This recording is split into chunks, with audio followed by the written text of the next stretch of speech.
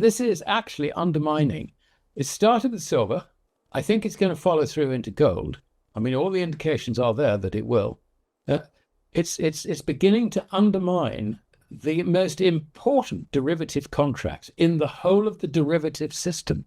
Now, you may think that this is an exaggeration, but bear in mind that the banks and all the rest of it who have these positions are counterparty risk the whole way across the entire derivative landscape. So what we're seeing is the potential failure, and certainly if we don't get an immediate failure, concerns that there will be a failure of derivative counterparties in the whole of that space. Now we're talking about trillions. Analysts are highlighting growing instability in the global silver market as tightening physical supplies and declining liquidity challenge long-standing price structures.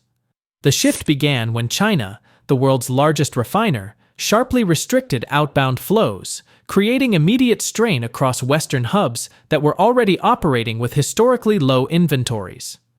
Market observers note that the usual mechanisms used to manage volatility, particularly derivatives designed to absorb excess demand, are losing effectiveness as more participants move away from paper exposure and seek direct settlement in metal. This reshaping of behavior has exposed an industry heavily dependent on synthetic supply, raising concerns that current pricing frameworks may not be able to withstand continued pressure. Alasdair, Macleod, and other seasoned analysts warn that the widening gap between physical availability and derivative claims is producing conditions consistent with the lead-up to historic structural breaks. Open interest is falling even as prices rise, a dynamic viewed not as speculative exuberance, but as a sign that trust in paper settlement is eroding.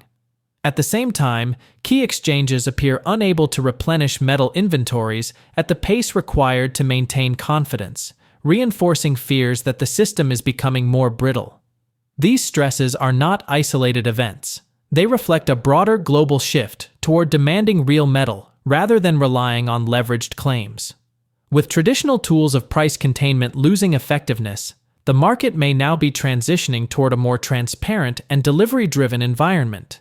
If this realignment continues, the authority of established benchmarks could weaken, clearing the way for a repricing that better reflects genuine scarcity rather than derivative behavior. The central question for investors and policymakers is whether the current system can adapt smoothly, or whether the mounting strain will force an abrupt reset that redefines how silver is valued worldwide. Now, we present the clips from Alasdair's interview. Before we continue, please subscribe to our channel and activate the bell icon to receive timely updates. Thank you, and enjoy the video. Basically, what's happening in silver is that all liquidity is gone. And this is in large part because the supply of silver has been less than the demand for silver for at least the last 4 years. The difference has been made up basically by drawing down on silver stocks of various sorts. The Silver Institute puts it in its table, if you like, as investment silver. So that gets drawn down, and then they can say that, at the bottom, if you take everything into account, we've got exactly the same figure for supply as we do for demand. But the reality is that it's in deficit and has been in deficit for the last 5 or 6 years. A lot of the supply, if you like, the excess supply, hasn't been investment so much, but it's been dishoarding by China. They've been prepared to try and put a lid on the silver price by ensuring that manufacturers of things that use silver, like photovoltaic cells and things, do have access, even though China is the largest producer of photovoltaic cells itself. China has always had a very firm control over silver. Well, now what's happened is that China, first of all, has withdrawn from supplying the West. That's the first thing. And the second thing is that from January the 1st, the export of silver is banned from China. So you can see that this is creating a huge, great problem in the markets. Now, history of the derivative system, it was originally brought in and sanctioned by the US Treasury as a means of suppressing prices of commodities, particularly gold and silver, but particularly gold, by diverting demand away from bullion into paper bullion, if you like, bits of paper. And this sort of fitted in quite well with the regulatory situation which evolved in the early 1980s, whereby investments, regulated investments, were defined as stocks, shares, bonds, so on and so forth. But unregulated investments included gold, silver, and copper and other commodities. Because they were not regulated, it basically means that the compliance officers will limit what an investment manager can do in terms of investing in physical gold, physical silver, and so on and so forth. So what this meant was that there was if you like, a control on the price, particularly of gold and also silver and copper and oil and things like that, by the expansion of these derivatives, soaking up demand for them without people actually bothering to get the underlying metal. And so consequently, the prices of underlying metal didn't rise. What we are seeing in the silver market now, however, is the complete loss of liquidity. There is massive dealing going on in silver derivatives. But of course, rather like a tire hitting the road, there comes a point, if you like, where people actually want the physical. And that is beginning to happen. Consequently, in London, there's nothing to deliver, even though they've been dealing in huge quantities. And the squeeze on COMEX has been evidenced, if you like, by the fact that silver's shooting into new high ground, while at the same time open interest is declining. What the decline in open interest tells us is that the speculators are not buying it. They're not going for it at all. The price is rising not because of speculation or investors, if you like, buying it. It is rising because the system itself is close to default. There is also a shortage in Shanghai.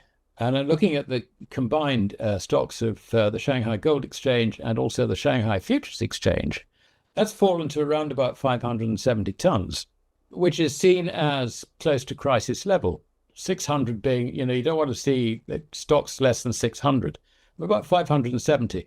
There's a little bit creeping back in. I saw overnight there's about 14 tons came in or was recorded as having come into the underlying bullion stocks. But it's still a very, very difficult situation. Now, the point about this is that the use of of derivatives to soak up demand for commodities, that story's now come to an end, and it's beginning to go into reverse. Now, just imagine you have got a large number of bullion banks, hedge funds, and all the rest of it who have positions one way or the other in derivatives, and these are now questioned as to their value. As that unwinds, then the demand is going to go into the physical. So you can see that as that contract on COMEX and also forwards in London begin to collapse, and it looks like that we're in the early days of that, then this in itself, purely in terms of substitution, is going to push up the silver price very, very substantially from here. So this is the importance of what we're seeing in silver. Now, if it's true in silver, it's not far behind being true in gold. Because again, if you look at open interest on COMEX, that's collapsed, while gold has been trading at close to the highest levels ever. This is an extraordinary situation. They're both becoming what have been described as giffen goods. In other words, the normal laws of supply, demand, and price have been completely suspended. Instead, what happens is that as the price rises, it creates buyers and reduces supply, which pushes the price up even further. Yeah. And that's what we're seeing. And this is actually undermining. It started with silver. I think it's going to follow through into gold. I mean, all the indications are there that it will. It's beginning to undermine the most important derivative contracts in the whole of the derivative system. Now, you may think that this is an exaggeration, but bear in mind that the banks and all the rest of it who have these positions are counterparty risk the whole way across the entire derivative landscape. So what we're seeing is the potential failure, and certainly if we don't get an immediate failure, concerns that there will be a failure of derivative counterparties in the whole of that space. Now we're talking about trillions of notional value affected by this. So this is another aspect, if you like, of things that just seem to be going wrong at exactly the wrong moment. if you like. So that's the importance, really, of what silver is telling us, I think. Recent shifts in global financial conditions are beginning to expose how fragile the underlying system has become, and the sharp jump in physical metal demand is emerging as an early indicator of deeper stress. The surge in activity seen through October revealed how quickly pressure builds when investors detect weakness in the monetary framework, with precious metal flows accelerating far beyond normal levels. Analysts such as Alasdair Macleod warn that the next phase may not unfold through ordinary market swings, but through a broad recalibration of risk as rising yields erode collateral values, margin debt unwinds, and liquidity becomes increasingly scarce. In this environment, movements in gold and silver reflect not enthusiasm, but the declining trust in the currency system designed to support the financial architecture. Looking ahead, the probability of sustained instability across bonds, equities, and derivatives suggests that outcomes could surpass the cautious projections currently circulating. If the deterioration of the currency structure accelerates, traditional valuation models may become irrelevant, and hard assets could begin to mirror the rapid loss of purchasing power rather than typical supply-demand behavior. Alasdair Macleod emphasizes that the key issue is no longer where prices will settle, but whether the system can withstand the pressure of declining confidence, or whether the adjustment will become so abrupt that the financial order is forced into a far more dramatic transition. Journalists and commentators are controlled, if you like, by the editorial, and editors have really very little interest in promoting stories about gold and silver. And I think, to be fair to editors, they're looking at their wider audience, and they're reflecting, if you like, the view of the wider audience. When it comes to individual opinions amongst journalists, I think they're equally at sea. I mean, there are some which are not. But I mean, bear in mind, it's 54 years now since gold was officially part of the monetary system. And we've had all the propaganda from America, and that does actually continue to influence people. You've also got the whole of the macroeconomic community, if you like, of economists and all the rest of it. Now, this denies the theories of sound money, which have been so well established over millennia. But it's different now, they say, and they have relegated classical economics and the importance of sound money, etc., into microeconomics. In other words, we don't bother with this little stuff, if you like. That's the way in which they try and persuade us and persuade themselves that gold is no longer part of the monetary system. The dollar is king. And they ignore the fact that currency is actually a balance sheet entry on a central bank's balance sheet. It is a liability of a central bank to the holder of the currency. And equally, bank reserves on the central bank's balance sheet are a central bank's liability to commercial banks. These are liabilities. I mean, it's not, this isn't money. I mean, as J.P. Morgan, the original John Pierpont Morgan, in evidence to Congress back in 1912, he said, gold is money, all else is credit. And he was right. It's still true today. And the idea of the debt bubble bursting, yeah, that's absolutely right. And the way in which it happens is that the purchasing power of the units in which the debt is denominated deteriorates, and in fact ends up collapsing if nothing is done about it. This was the fate of the Reichsmark in Germany between 1920 and 1923.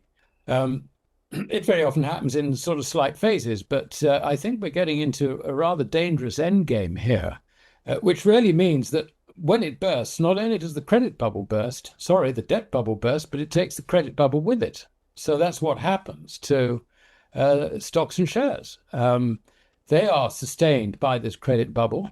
They will collapse with this debt bubble imploding.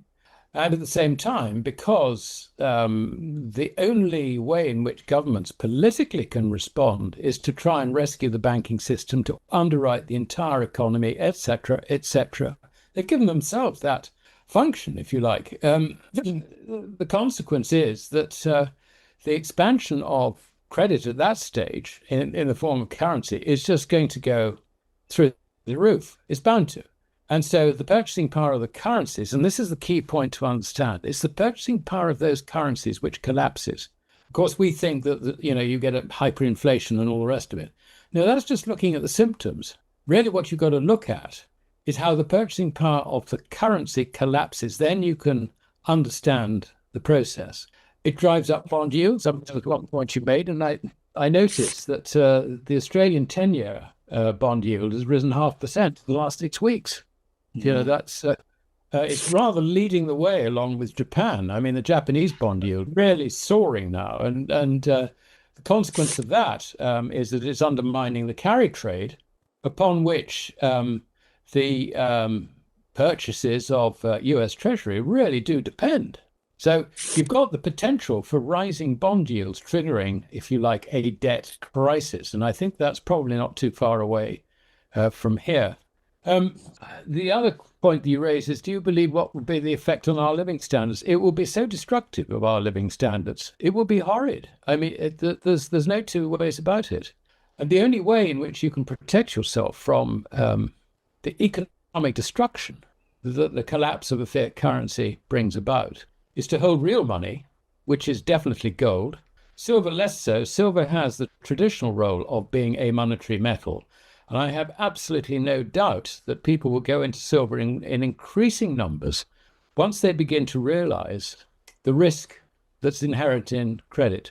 And of course, the other thing is that if you look at bond yields as a whole, they will rise and rise and rise because they reflect the risk of lending, bank lending, if you like, bank lending, or even buying bonds, whether you're going to get actually repaid at the end of the day.